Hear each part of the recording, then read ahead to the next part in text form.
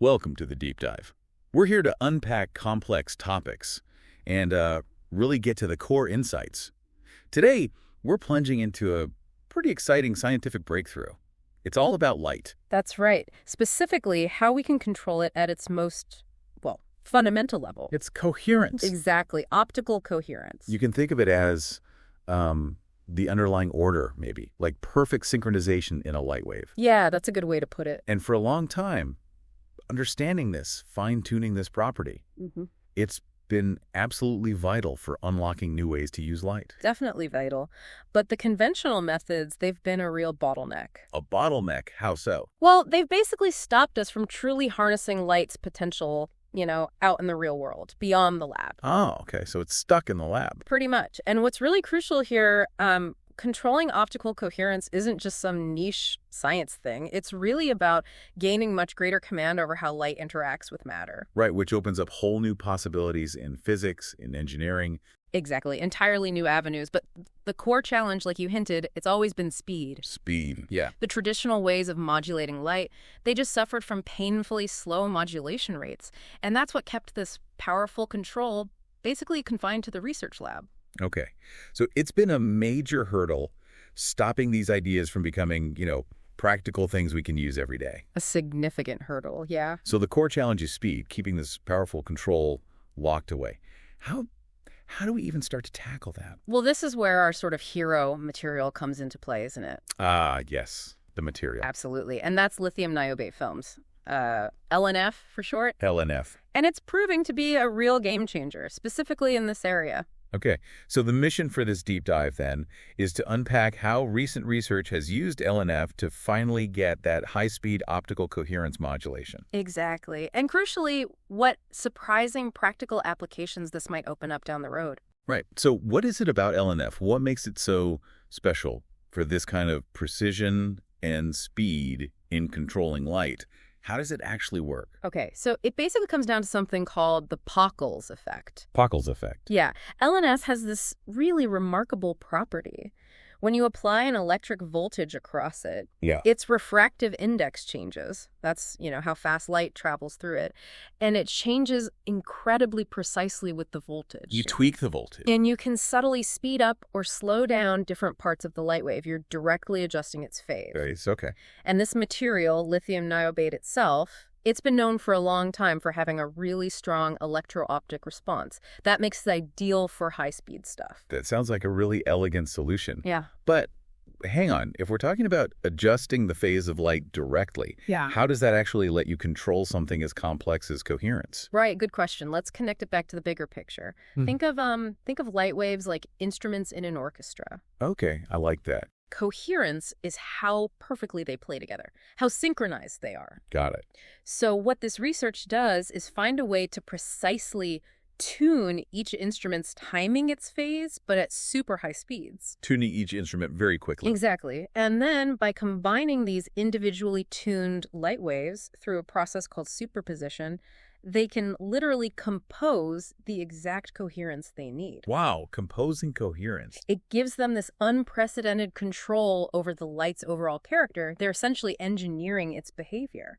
That's a fantastic analogy. So you build the coherence you want by manipulating these individual phase bits really, really fast. Precisely. Okay, from an engineering angle, what does this LNF modulator actually look like? How do they build it to do this? Well, the device they designed, it's pretty sophisticated. It isn't just, a simple block of LNF. It's intricately designed. It has 64 independent channels. 64 channels. Yeah, and it boasts a binary modulation rate of 2 megahertz. 2 megahertz, okay. Physically, it's basically a gold electrode array layered on top of a Z-cut lithium niobate film. Z-cut? That just refers to the specific crystal orientation. It affects the electro-optic properties.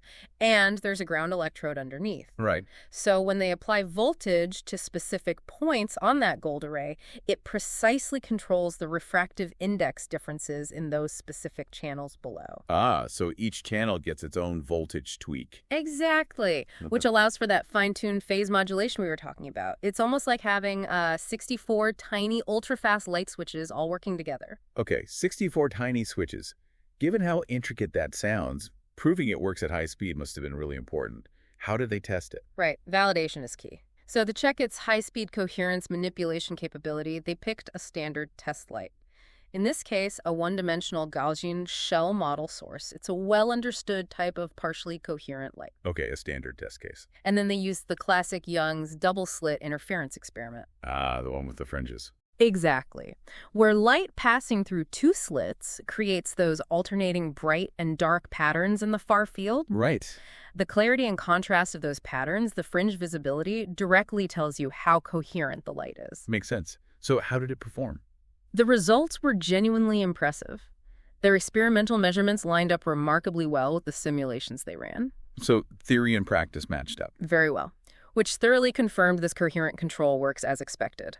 And crucially, the LNF modulator hit an incredible 350 kHz modulation rate. 350 kilohertz? Yes, across the full 0 to 2 pi phase range, which is the full range you need for complete control. Wow. How does that compare to the older ways? Oh, it blows them out of the water. To put that 350 kilohertz in perspective, it far outperforms traditional devices like digital micromirror devices by orders of magnitude. Orders of magnitude. So we're talking, what, hundreds of thousands of times faster? At least, yeah. It's a huge leap. 350 kilohertz. That's just...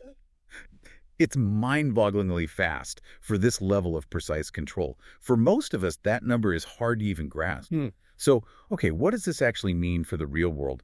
What kind of surprising doors does this unlock now that we have this speed? Yeah, that's the important question, right? What can we do with this? Well, this approach significantly boosts the modulation rate, but it also does it while minimizing energy loss. Oh, that's critical for practical use, too. Yeah. Efficiency. Absolutely crucial. Low energy loss makes it viable, and together the speed and efficiency really pave the way for a whole new generation of capabilities. Like what?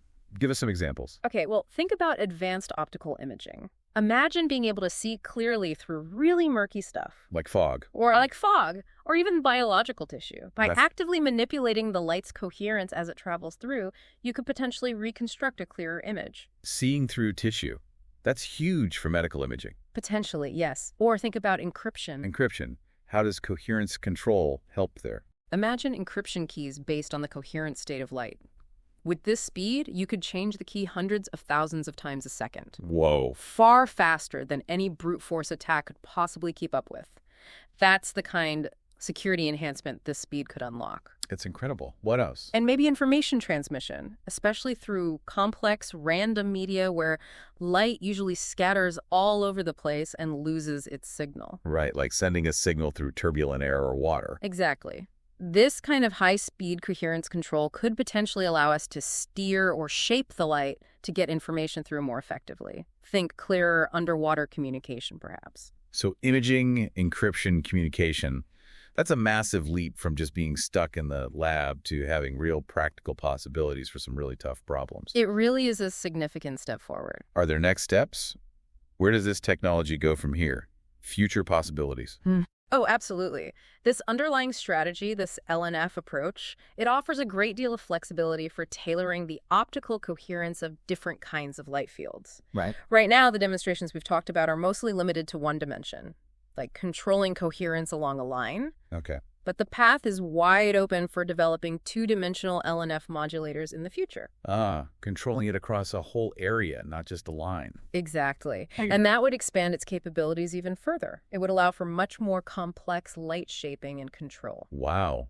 What a journey we've taken here from, the really fundamental properties of light coherence all the way to these cutting-edge materials like LNF. So this research has really shown we can precisely and crucially rapidly manipulate optical coherence. Yeah, moving it from just a theoretical concept or a lab curiosity into something with real practical potential. And it's all thanks to these advancements in lithium niobate films. We're talking about seriously impressive performance like that 350 kilohertz modulation rate you mentioned. That really redefines what's possible compared to the older devices. Yes, and just to sum up that practical impact again, this strategy profoundly improves the modulation rate, cuts down energy loss, and that combination enables potential real-world applications. Things like advanced optical imaging, much more secure encryption, and robust information transmission through those difficult random media. Huge potential. And like we just touched on, the future possibility of developing 2D LNF modulators.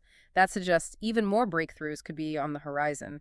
We're really pushing the boundaries of what we can do with light. Okay, so here's a final thought for you, the listener, to maybe mull over.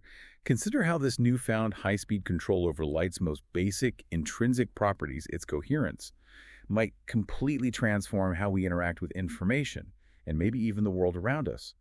What could actually become possible when we can manipulate something as fundamental as light with this kind of incredible precision and speed? Think about the possibilities, maybe even ones we can barely imagine today.